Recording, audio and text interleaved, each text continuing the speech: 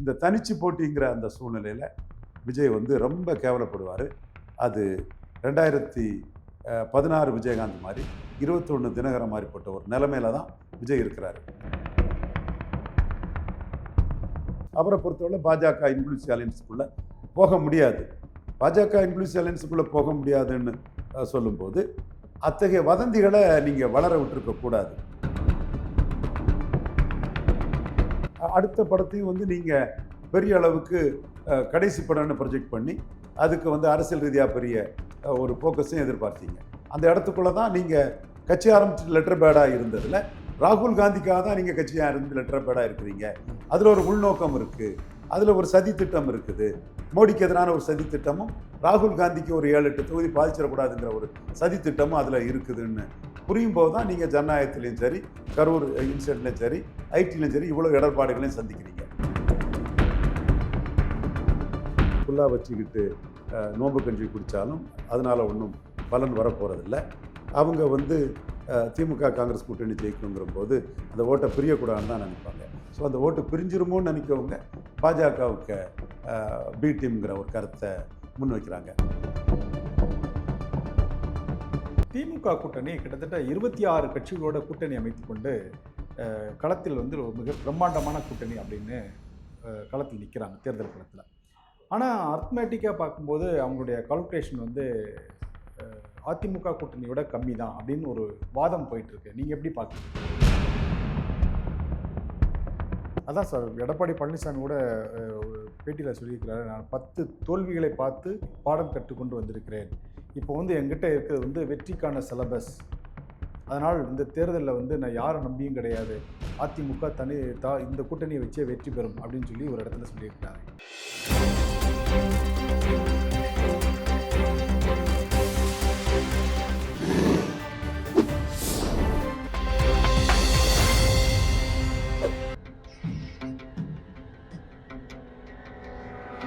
தமிழ் அலை நேயர்களுக்கு வணக்கம். இன்றைய சந்திப்பில் நம்மோடு இணைந்திருப்பவர் அரசியல் விமர்சகர் திரு ரவீந்திரன் துரைசாமி அவர்களை வரவேற்பதில் மகிழ்ச்சி. வணக்கம் சார். வணக்கம் ரமணி சார். வணக்கம் சார், நல்லா இருக்கீங்களா சார்? நல்லா இருக்கு ரமணி சார். அதாவது தாவேக்கா என்டிஏ கூட்டணியில் போக போகிறாங்க அப்படிங்கிற மாதிரி ஒரு பேச்சை அடிபட்டுச்சு. அவங்களுடைய நிர்வாகிகளும் அதுக்கு மறுப்பு தெரிவித்தாங்க. அந்த இஃப்தார் நோம்புக்கு அப்புறம் அது விஜயே வெளிப்படையாக ஒரு கருத்து தெரிவிச்சிட்டார், இனிமேல் வந்து அந்த மதவாத சக்திகளோட என்னோட கூட்டணி கிடையாது அப்படின்னு. கிட்டத்தட்ட இப்போ 4 முனை போட்டிங்கிறது தமிழ்நாட்டில் இந்த தேர்தலில் உருவாயிருக்கு. இந்த தேர்தல் களம் எப்படி இருக்கும் சார்? தேர்தல் களம் விஜய் இன்எலிஜிபிள், இன்காம்பிட்டன்ட், மண்குதிரை, சாண்ட் போனி ஆவாருங்கிறத நான் ப்ரெடிக்ட் பண்ணேன். தொடர்ந்து தான் நீங்கள் சொல்லிகிட்டே வரீங்க. உறுதியாக நான் தான் சொல்லிட்டு வரேன். விஜய் க்ரௌட் புல்லிங் கெப்பாசிட்டியில் ஸ்டாலின், எடப்பாடி, சீமான் 3 பேரோடையும் மேல். திரைக்கலைஞர் ரஜினிகாந்துக்கு அடுத்தபடியாக ஒரு பெரிய பொசிஷனில் இருக்கக்கூடிய அப்போ ஒரு ஆட்டோமேட்டிக்காக அவருக்கு வந்து ஒரு கூட்டம் வரத்தான் செய்யும். அஜித் வந்தாலும் வரும், சிவகார்த்தியன், சூர்யா யார் வந்தாலும் வரும். அந்த இடத்துக்குள்ளே இன்னைக்கு கரண்டில் மார்க்கெட்டில் உள்ள ஒரு நடிகர். அப்கோர்ஸ் 2025 அவர் படம் இல்லை, 26 அவருக்கு படத்தை அவர் ராகுல் காந்திக்கு ஆதரவாளர் இருந்தனால நாம் சொல்லியே அடிச்சிட்டோம். 8ஆம் தேதியை நாங்கள் சொன்னோம் அடிச்சிடுவோம்னு, அடிச்சிட்டோம். ஏன்னா படத்தை அடிக்கலை, இப்போ ராகுல் காந்திக்கு ஆதரவாக இருக்கிறதுக்கு ஒரு தண்டனை கொடுக்கணும், அதில் படம் மாட்டிக்கிட்டு. அதாவது விஜயோட அரசியலே அடிச்சிட்டிங்க அப்படி எடுத்துக்கலாம். அது மக்கள் தான் முடிவு பண்ணணும். விஜய் வந்து கிரஷ் பண்ண வேண்டிய ஒரு சக்தி. சசிகலா அம்மையாருக்கு, நடராஜனுக்காக ஒரு ட்ரீட்மெண்ட்டோ அதே ட்ரீட்மெண்ட்டுங்கிறத நாம் சொன்னோம். அது ஒரு சைடுக்குள்ளே போயிட்டு இருக்குது. அது விஜயோட தவறால் 25லையும் படம் இல்லை, 26லையும் அவருக்கு படம் இல்லாமல் போகுதுன்னா அவர் ராகுல் காந்திக்கு ஆதரவான நிலைப்பாட்டை எடுத்துகிட்டு வந்திருக்கக்கூடாது. ராகுல் காந்தியோட அந்த போலி ஓட்சோரி போராட்ட கைதுக்கெல்லாம் கண்டனம் தெரிவிச்சிருக்கக்கூடாது. சார் அப்படி எடுத்துக்கிட்டா அது வந்து அவர் வந்து காங்கிரஸ் கட்சியோடலே சார் கூட்டணி போயிருக்கணும். ஏன்னா ராகுல் காந்தியோட ஒரு ஆதரவு நிலை இப்போ எடுத்திருந்தா காங்கிரஸ் கட்சியோடல அவர் கூட்டணி போயிருக்கணும். லாபத்துக்கு தான் எல்லாரும் அரசியல் பண்ணுவாங்க. காங்கிரஸ் கட்சியில் சிதம்பரம் ரொம்ப ஒரு நிதானமான ஒரு சிந்தனையாளர், அறிவாளி. அவர் எந்த தேர்தலில் நின்னார், இடைத்தேர்தலில் கூட நிற்கலன்னு அடிச்சிட்டார். இன்னும் சொல்லப்போனால் சிதம்பரத்தோட பார்வையில் சீமான் எமர்ஜாக வாய்ப்பு இருக்குது, அவர் ஒரு ஐடியாலஜியோடு நிற்கிறாரு, இவர் ஒன்றும் இல்லைங்கிற ஒரு கருத்தை சிதம்பரம் சொல்கிறார். இவர் மல்லிகார்ஜுன கார்கே பலம் நிரூபிக்காதவர்னு அடிச்சிட்டாரு. ராகுல் காந்தி கொஞ்சம் ராகுல் காந்திக்காக இவர் பேசுறதுனால இவருக்காக ராகுல் காந்தி நின்னது உண்மைதான். இப்போ அவர் மக்களவையை விட்டுக்கிட்டு சட்டமன்றத்துக்கு வரும்போது மீண்டும் 2029 மக்களவையில் இவர் ராகுல் காந்தியோட போய் நிற்பாருன்னு மோடி கணக்கு போடுறதுனால தான் ஜனநாயகத்துக்கு அடி. இந்த கரூர் விஷயம் வந்து இவர் அக்யூஸ்ட் ஆகி கன்விஷனராக போகுங்கிற ஒரு கருத்துக்கள் இன்னைக்கு மாரிதாஸ் உட்பட பல பாஜக மோடி ஆதரவாளர்கள் சொல்லக்கூடிய ஒரு தன்மைக்குள்ளே இன்னைக்கு அது போயிட்டு இருக்குது. ஸோ அரசியல் வந்து அவர் நெகட்டிவாக பண்ணார். இன்னொன்று வந்து அவர் பிம்பு அரசியல், கட்டமைக்கக்கூடிய அரசியல், மார்க்கெட்டிங் பிராண்டிங் அரசியல் தான் பண்ணார். மக்கள் அரசியல் பண்ணலை. மக்கள் அரசியல் பண்ணாததுனால அவர் பண்ணின ஒரு தவறோட விளைவு என்னை சந்திக்கிறார். தெளிவான ஆதாரத்தோடு தான் எல்லா விஷயங்களுமே பேசுகிறேன். இந்த தனிச்சு போட்டிங்கிற அந்த சூழ்நிலையில் விஜய் வந்து ரொம்ப கேவலப்படுவார். அது 2016 விஜயகாந்த் மாதிரி 21 தினகரன் மாதிரிப்பட்ட ஒரு நிலைமையில தான் விஜய் இருக்கிறாரு. ஏற்கனவே இவங்களாவது பலம் நிரூபித்தவங்க, இவர் பலமே நிரூபிக்காதவர். அப்போ அவர் ஆரம்பத்திலே என்ன நின்றுருக்கணும், நாங்கள் நிற்போம் ஜெயிப்போம்னு சொல்லியிருக்கணும். நாங்கள் நிற்போம், எதிர்கட்சி ஆகிறோம், என்ன நிலைமைக்கும் ஆகிறோம், தொடர்ந்து நிற்போம், உறுதியாக நிற்போம்னு சொல்லியிருக்கணும்.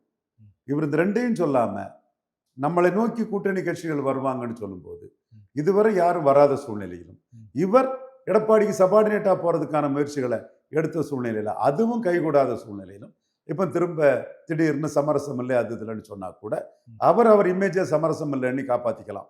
ஏன்னா அவருக்கு சினிமா மெர்சல் படத்தில் இருந்து தான் அவருக்கு பெரிய வெற்றியை கொடுத்தது, அவருக்கு ரேஞ்சு உயர்ந்தது. ஜிஎஸ்டி எதிர்ப்பு, மோடி எதிர்ப்பு, பாஜக எதிர்ப்பு தான் அவருக்கு ஒரு பெரிய பூஸ்டை கொடுத்தது. அதனால் அவரை பொறுத்தவரை பாஜக இன்ஃப்ளூயன்ஸ் அலையன்ஸுக்குள்ளே போக முடியாது. பாஜக இன்ஃப்ளூயன்ஸ் அலையன்ஸுக்குள்ளே போக முடியாதுன்னு சொல்லும்போது அத்தகைய வதந்திகளை நீங்கள் வளர விட்டுருக்கக்கூடாது. இன்னொரு தவறு நீங்கள் என்ன பண்ணீங்கன்னா, ராகுல் கைதுக்கு நீங்கள் கண்டனம் தெரிவித்த நீங்கள் அதற்கு பிறகு நேஷனல் ஹெரால்டு விஷயத்தில் ராகுலுக்கும் சோனியாவுக்கும் ரிலீஃப் கிடைக்கும் போது அதை பற்றி ஒன்றும் பேசலை. பாராளுமன்ற பிரச்சனையில் ஸ்டாலின் எக்ஸ்தலத்தில் அதுக்கு எதிராக பதிவிடும் போது நீங்கள் எதுவும் பேசலை. ஸோ இதுவும் நீங்கள் முன்னாடி ரகசிய உறவு அது இதுலாம் பாஜகவுக்கு எதிராக கடுமையாக பேசிக்கிட்டு அதை பேசாதது மக்கள் மத்தியில் ஒரு ஜனநாயக படத்தில் விழுந்த அடியில் பாஜக எதிர்ப்பை விட்டுட்டாருங்கிற அந்த எண்ணமும் மக்கள் மத்தியில் விழுந்துட்டாம பாஜக எதிர்ப்பை விட்டுக்கிட்டு பாஜகவோட கூட்டணிங்கிற மாதிரி பேச்சுவார்த்தையை வந்துக்கிட்டு இப்போ உங்கள் இமேஜை காப்பாற்றுறதுக்கு நீங்கள் நான் சமரசம் ஆக மாட்டேன்னு சொன்னால் கூட மக்கள் மத்தியில் வந்து கூட்டணிக்காக முயற்சி பண்ணாங்க.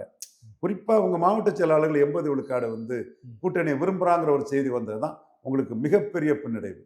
இதைத்தான் மண்குதிரை மாதிரி நீங்கள் அரசியல் பண்ணுறீங்க. அது மண்குதிரை அரசியலாக தான் முடியுங்கிறத நான் தெளிவாகவே சொன்னேன். இன்னைக்கு அப்படி தான் போயிட்டு இருக்குது. ஸோ இடைத்தேர்தலில் கண்டெஸ்ட் பண்ணாதது ஒரு தப்பு, மக்களவை தேர்தலில் நிற்காதது ஒரு தப்பு, கூட்டணிக்கு வந்தால் சேர்த்துக்கிட்டு மந்திரி பதவி கொடுப்பேன்னு சொன்னது 3 தப்பு. இந்த 3 தப்பும் நீங்கள் தெரிஞ்சே ஒரு பப்ளிசிட்டி ஸ்டண்டுக்காக பண்ணி இப்போ வந்து மண்குதிரையாக நிற்கிறீங்கிறது தான் என்னோட ஆணித்தரமான கருத்து. சரி சார், நீங்கள் அவர் குறித்து குறிப்பிடுவது தாவேக்கா விஜய் குறித்து குறிப்பிடும்போது ஒரு 3 குற்றச்சாட்டுகளை வந்து குறிப்பிடுறீங்க.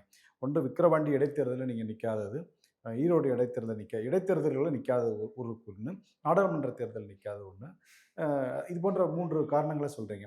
அவர் வரும்போதே ரொம்ப தெளிவாக எனக்கான தேர்தல் வந்து 2026 அந்த தேர்தலில் நான் முதலமைச்சர் ஆவேன் அப்படின்னு சொல்லிட்டு தானே வராரு. அதே மாதிரி என்னுடைய எதிரி யாரு, என்னுடைய கொள்கை எதிரி யாருங்கிறதையும் ரொம்ப பிரகடனப்படுத்திட்டு தானே அவர் தேர்தலுக்கு களத்துக்கே வராரு. அவர் சொன்னதை மற்ற அரசியல் கட்சிகள் அப்படியே எடுத்துப்பாங்கன்னு சொல்ல முடியாது. நீங்கள் பார்ட் டைம் பொலிட்டிஷனாக இருக்கிறீங்க, நீங்கள் கமலஹாசன் 2.0 இருக்கிறீங்க. அப்போது உங்கள் சினிமாவுக்கான ஒரு பப்ளிசிட்டியை 2 வருஷமாக நீங்கள் எதிர்பார்த்துருக்கக்கூடாது. அப்போ நீங்கள் என்ன பண்ணியிருக்கணும்னா, விக்கிரவாண்டி ஈரோடு கிழக்கு இடைத்தேர்தலாம் முடிஞ்ச பிறகு கட்சியை ஃப்ளோட் பண்ணிட்டு வந்திருக்கணும். நீங்கள் கட்சியை ஃப்ளோட் பண்ணிவிட்டு லெட்டர் பேடாக இருக்கிறீங்க. மக்களவை தேர்தலில் 2 இடைத்தேர்தலில் லெட்டர் பேடாக இருக்கிறீங்க. கட்சியை ஃப்ளோட் பண்ணி வச்சுக்கிட்டு அரசியல் கட்சி தலைவர் விஜய்னு சொல்லி உங்கள் படத்துக்கு அதனால் ஒரு விளம்பரத்தை தேடுறீங்க. அந்த படத்துக்கு போஸ்டர் கூட கட்சி பேனரில் அடிக்கக்கூடாதுன்னெலாம் சொன்னீங்க. பட் அவன் கட்சிக்காரன் தாங்க அடிக்க வரான், மண்ட பேனரில் அடின்னு அர்த்தம். அடுத்த படத்தையும் வந்து நீங்கள் பெரிய அளவுக்கு கடைசி படம்னு ப்ரொஜெக்ட் பண்ணி அதுக்கு வந்து அரசியல் ரீதியாக பெரிய ஒரு ஃபோக்கஸையும் எதிர்பார்த்தீங்க. அந்த இடத்துக்குள்ளே தான் நீங்கள் கட்சி ஆரம்பிச்சு லெட்டர் பேடாக இருந்ததில் ராகுல் காந்திக்காக தான் நீங்கள் கட்சியாக இருந்து லெட்டர் பேடாக இருக்கிறீங்க. அதில் ஒரு உள்நோக்கம் இருக்குது, அதில் ஒரு சதி திட்டம் இருக்குது. மோடிக்கு எதிரான ஒரு சதி திட்டமும், ராகுல் காந்திக்கு ஒரு 7-8 தொகுதி பாதிச்சிடக்கூடாதுங்கிற ஒரு சதி திட்டமும் அதில் இருக்குதுன்னு புரியும் போது தான் நீங்கள் ஜனநாயகத்திலையும் சரி, கரூர் இன்சிடென்ட்லையும் சரி, ஐடிலையும் சரி இவ்வளோ இடர்பாடுகளையும் சந்திக்கிறீங்க. ஆனால் சார், அவங்க எதிர்க்கிற திமுக வந்து சொல்லக்கூடிய வந்து பாஜகவுடைய பி டீம் தான் விஜய் அப்படின்னு சொல்கிறாங்களே, நீங்கள் வந்து ராகுல் காந்தியோட பி டீம்னு சொல்கிறீங்க. கண்டிப்பாக நான் அப்படி தான் சொல்லுவேன். நான் எனக்கு கையில் இருக்கக்கூடிய தரவுகள் இப்படி தான் சொல்லுவேன். இன்றைக்கி அவரை வந்து பாஜகவின் பி டீம்னு சொன்னால் கிறிஸ்தவ முஸ்லீம் ஓட்டு அவருக்கு வரக்கூடாது, வந்துடக்கூடாதுங்கிற எண்ணத்தில் சொல்லலாம். என்னை பொறுத்தவரை அந்த ஓட்டுக்களை வந்து ஆர்எஸ்எஸ்க்கு எதிராக திமுக காங்கிரஸ் அணிக்கு தான் போகும் நான் கருதுறேன். பெருமளவாக தான் போடும். முஸ்லீம் ஓட்டெல்லாம் மிகப்பெரிய அளவில் போகணும் தான் என்னோட அனுபவத்திலேயே நான் பார்த்த அரசியல்ல இருந்து என்னோட கணிப்பாக நான் சொல்கிறேன். விஜய்க்கு வந்து அவர் புல்லா வச்சுக்கிட்டு நோன்பு கஞ்சி குடித்தாலும் அதனால் ஒன்றும் பலன் வரப்போகிறதில்ல. அவங்க வந்து திமுக காங்கிரஸ் கூட்டணி ஜெயிக்குங்கிற போது அந்த ஓட்டை பிரியக்கூடாதுன்னு தான் நினைப்பாங்க. ஸோ அந்த ஓட்டு பிரிஞ்சிருமோன்னு நினைக்கவங்க பாஜகவுக்கு பி டீம்ங்கிற ஒரு கருத்தை முன் வைக்கிறாங்க. சரி சார். சார், திமுகவும் சரி அதனுடைய கூட்டணி கட்சிகளாக இருக்கக்கூடியவங்க வந்து அதிமுக பொதுச்செயலர் எடப்பாடி பழனிசாமியை பற்றி சொல்கிறது, நீங்கள் டெல்லியினுடைய அடிமை அப்படின்னு ஒரு கிண்டலா வார்த்தைகளை வச்சு விமர்சனம் செய்கிறாங்க. தமிழ்நாட்டில் நடக்கக்கூடிய தேர்தலுக்கு தேசிய ஜனநாயக கூட்டணியுடைய தலைமை நான் தான் அப்படின்னு சொல்லி திரு எடப்பாடி பழனிசாமி சொல்கிறார். ஆனால் கூட்டணி பேச்சுவார்த்தையாக இருக்கட்டும், ஷீட் ஷேரிங் பேச்சுவார்த்தையாக இருக்கட்டும், எல்லாத்துக்குமே டெல்லி போய் தான் பேச்சுவார்த்தை நடத்த மாதிரி ஒரு சுச்சுவேஷன் இருக்குது. இதை எப்படி நீங்கள் பார்க்குறீங்க? ஏன்னா இவங்க விமர்சனத்தையும் இவர் விமர்சனத்துக்கு ஏற்ற மாதிரி டெல்லி அடிக்கடி போயிட்டு வர்றதையும் எப்படி பார்க்குறீங்க? அதாவது ஷீட் ஷேரிங்கில் எப்படி இவர் பாஜகவை டேக்கிள் பண்ணி டஃப் பார்கெனர்னு தன்னை நிரூபிக்க போகிறான்னு எனக்கு தெரியல. அப்படி இதுவரை நிரூபித்தவர் தான். ஆனால் கடைசியாக வந்த ஒரு காலகட்டம் என்னென்னா, மக்களவையிலே பாஜக மைனஸ்ன்னார்.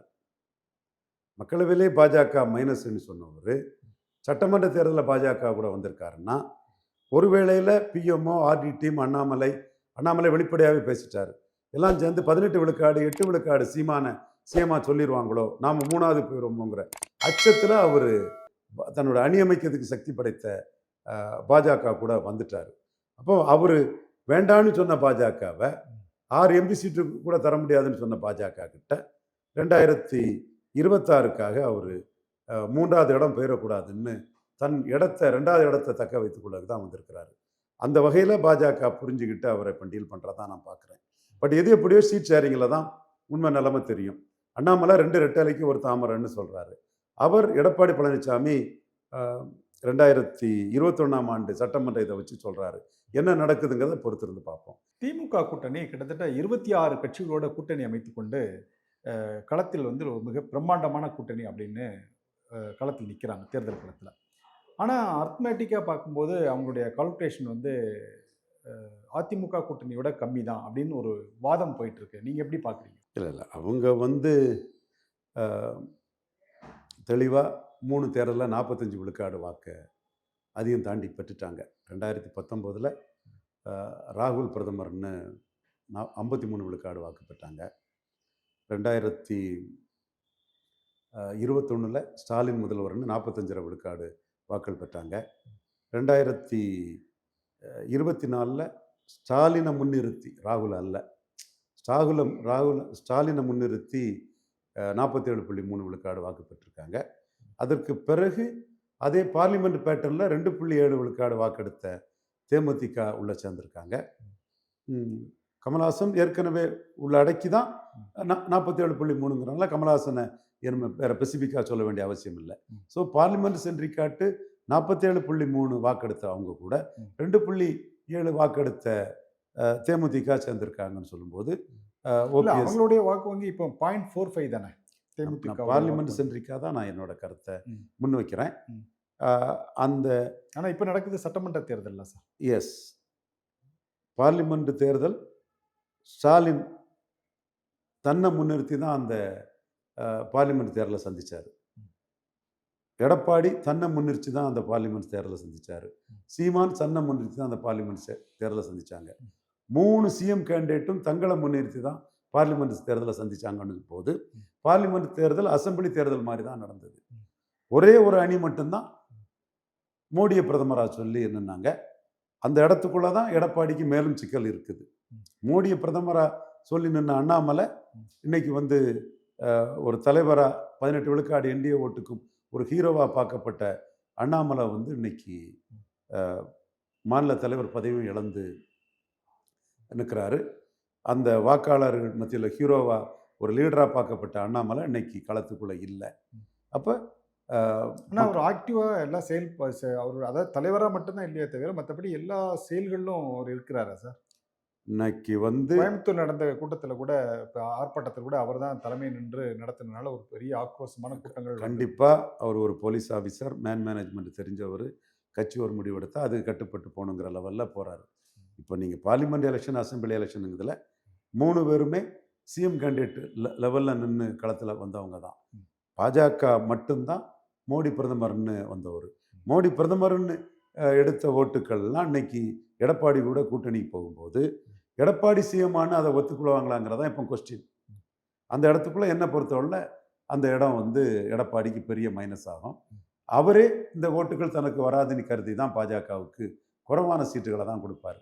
ஸோ அந்த இடத்துக்குள்ள பார்லிமெண்ட் அசம்பிளி அந்த டிஃபரன்ஸு இது வந்து எடப்பாடியை தான் பெருசாக அடிக்கும். இன்னும் நீங்க சொல்லும்போது தாவேக்காவுடைய விஜய் அப்போ எலெக்ஷனே இல்லையே, இப்போ அவருக்குன்னு ஒரு வாக்கு வங்கி உருவாயிருக்குன்னு சொல்லிடுறாங்க இல்லையா?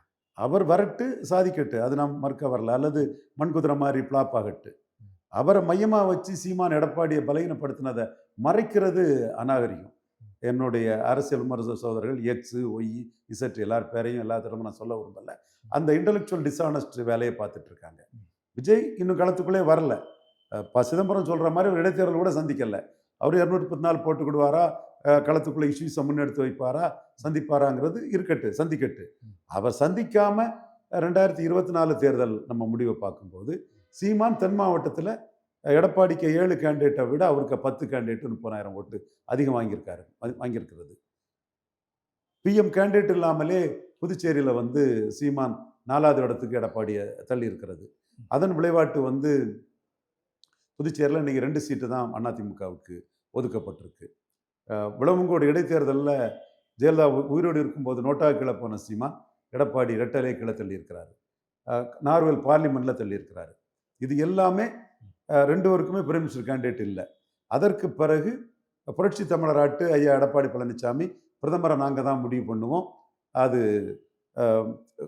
காங்கிரஸும் பாஜகவும் நாட்டுக்கு தேவையில்லாத அணின்னு சொன்னார். சீமான் அதே நிலைப்பாட்டில் இருக்கிறாரு. எடப்பாடி பழனிசாமி 2வது இடத்தை காப்பாற்றுறதுக்கு பாஜக நாட்டுக்கு தேவையான அணின்னு ஆரம்பிச்சிட்டாரு. அதான் சார், எடப்பாடி பழனிசாமி கூட ஒரு பேட்டியில் சொல்லியிருக்கிறாரு, நான் 10 தோல்விகளை பார்த்து பாடம் கற்றுக்கொண்டு வந்திருக்கிறேன். இப்போ வந்து என்கிட்ட இருக்கிறது வந்து வெற்றிக்கான சிலபஸ். அதனால் இந்த தேர்தலில் வந்து நான் யாரை நம்பியும் கிடையாது, அதிமுக இந்த கூட்டணியை வச்சே வெற்றி பெறும் அப்படின்னு சொல்லி ஒரு இடத்துல சொல்லியிருக்கிறாரு. அது அவரோட நம்பிக்கை. Say no to drug and டிஎம்கேன்னு திமுகவுக்கு எதிராக தான் களமாடினார். பிரதமரை நாங்கள் தான் முடிவு பண்ணுவோன்னு சொன்னார். அது அவரோட நம்பிக்கை. ஸோ நம்பிக்கையில் அவர் போகிறதுல ஒன்றும் தப்பு இல்லை. சார், சீமான் வந்து இன்னைக்கு ஒரு தேர்தல் அறிக்கையை வெளியிட்டிருக்கிறார். அதாவது கிட்டத்தட்ட 472 பக்கங்கள் கொண்ட அந்த தேர்தல் அறிக்கையில் தலைநகரங்கள் 5ஆக்கப்படும் அப்படின்னு ஒரு விஷயத்தை சொல்லியிருக்கிறார். ஏற்கனவே பல தலைவர்கள் வந்து போராடி திருச்சியை மையமாக கொண்டு ஒரு தலைநகரம் உருவாக்கணும்னு சொல்லி இன்னும் வரைக்கும் நிறைவேறலை. ஆனால் இவர் திடீர்னு வந்து 5 தலைநகரங்கள் உருவாக்கணும்னு சொல்லி சொல்கிறாரு. அது எப்படி சாத்தியம் சார்? சாத்தியம் இல்லாததை சாத்தியப்படுத்துறது தான் அரசியல். அரசியல் அரங்கத்தில் ஆர்ட் ஆஃப் பாசிபிலிட்டிங்கிற அடிப்படையில் அரசியல் சூழ்நிலைக்கு தக்கன விஷயங்களை கொண்டு போகிறது தான் அரசியல். ஒவ்வொரு அரசியலும் ஒவ்வொரு காலகட்டத்தில் ஒவ்வொரு விதமாக நகரும். அப்படி நகரும் போது சீமான் மற்ற எந்த தலைவர்களும் இல்லாத அளவுக்கு ஒரு மாற்றுன்னு சொல்லும்போது மற்ற திமுக அதிமுகவினர் சென்னையே தலைநகராக கொண்டு ஆட்சி செய்யும் போது சென்னை வந்து ஒரு டெக்னிக்கல் ஹெட் குவார்ட்டர்ஸ் தான் சொல்லி அதோடு நிறுத்திக்கிட்டு தொழில் தலைநகரம் ஒன்று கோயம்புத்தூர், ஒவ்வொரு விதமாட்டு மெய்யல் தலைநகரம் ஒன்று நாகர்கோவில், அப்படி அவர் சொல்லும்போது நிர்வாக தலைநகராக அதான் ரொம்ப முக்கியமான ஒன்று. நிர்வாக தலைநகர் தான் முக்கியமான ஒரு ஹெட் குவார்ட்டர்ஸில் முக்கியமானது. அந்த நிர்வாக தலைநகருங்கிறது அவர் திருச்சியை சொல்கிறாரு. பிரிட்டிஷ் ஆட்சி காலத்தில் தலைநகர் உங்களுக்கு கோடை காலத்தில் ஊட்டி மற்ற குளிர் பிரதேசத்தில் பல இடங்களில் பல பிரசிடென்சியில் இருந்ததை நம்ம பார்த்துருக்குறோம். அதே மாதிரி ஜம்மு காஷ்மீர் போன்ற இடங்களில் வந்து ஒவ்வொரு சீசனுக்கு தக்கன தலைநகர்கள் மாறாத பார்த்துருக்குது. ஸோ இது சாத்தியம் இல்லைன்னு சொல்ல முடியாது. சீமானுக்கு அந்த மேண்டேட் கிடைச்சா அவர் அதை நிறைவேற்றி காட்டலாம். மக்கள் ஆதரவு கொடுத்து அவரை முதலமைச்சராக்குனா அதை நிறைவேற்றி காட்டலாம். ஓகே சார், நன்றி, வணக்கம்.